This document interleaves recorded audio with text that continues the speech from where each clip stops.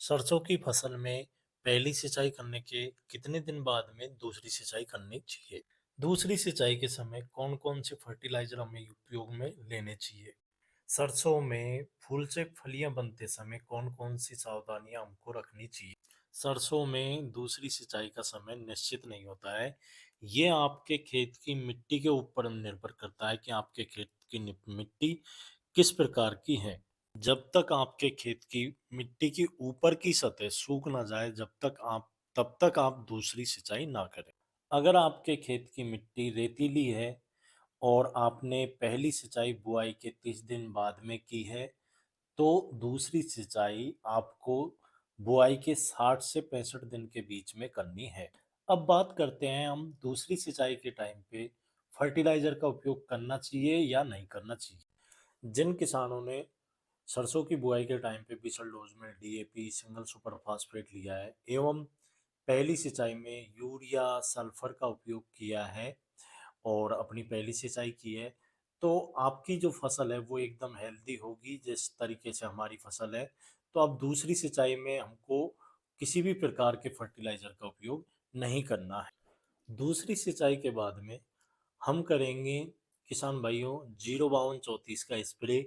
इसमें 0% होगा नाइट्रोजन एवं 52% होगा फास्फोरस एवं 34% होगा पोटेशियम। पोटेशियम के कारण हमारी जो फसल है उसमें फूल से जो फलियां बन रही हैं, फलियों में जो दाने बनेंगे वो एकदम मोटे बनेंगे और चमकदार बनेंगे। उन पर किसी भी प्रकार का मौसम का कोई साइड इफेक्ट देखने को नहीं मिलेगा। इस समय आपको एक विशेष सावधानी रखनी है कि इस टाइम पे कोहरा अत्यधिक छाए होने के कारण फसल में नमी हमेशा बनी रहेगी।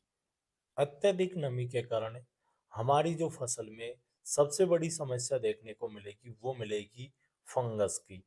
व्हाइट रस्ट की समस्या सबसे बड़ी समस्या देखने को मिल सकती है। फसल में व्हाइट रस्ट की समस्या से निजात पाने के लिए आपको किसी भी प्रकार के फंगिसाइड का स्प्रे जरूर करना है। जैसे कार्बनडाइजियम मैनकाजेब है, बावस्टीन है, इनमें से इसी तरीके के अन्य कोई फंगिसाइड का स्प्रे आपकी फसल में जरूर निकालना है, जिससे हमारी फसल में किसी भी प्रकार का फंगस देखने को ना मिले। इस समय एक और समस्या सबसे ज़्यादा देखने को मिलती है दोस्तों। जैसे ही फूल से फलियां बनती हैं तो उस समय पाला जमने की सबसे ज़्यादा दिक्कत रहती है। हमारी फसल को पाला से बचाव के लिए हमें सल्फर का उपयोग करना है और सल्फर का स्प्रे करने के बाद में हमारी फसल पाला से बच सकती है। या फिर हमको खेत के चारों तरफ धुआं करनी है, जिसके कारण हमारे खेत के ऊपर धुआं के कारण पाला हमारी फसलों के ऊपर पाला ना जमे।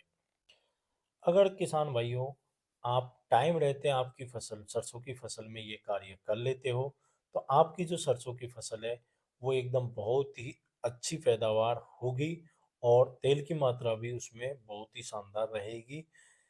थैंक यू दोस्तों। अगर आपको हमारे द्वारा दी गई जानकारी अच्छी लगी तो हमारे यूट्यूब चैनल खेती वार्ता को सब्सक्राइब करें एवं हमारे इस वीडियो को अन्य किसान दोस्तों तक शेयर करें।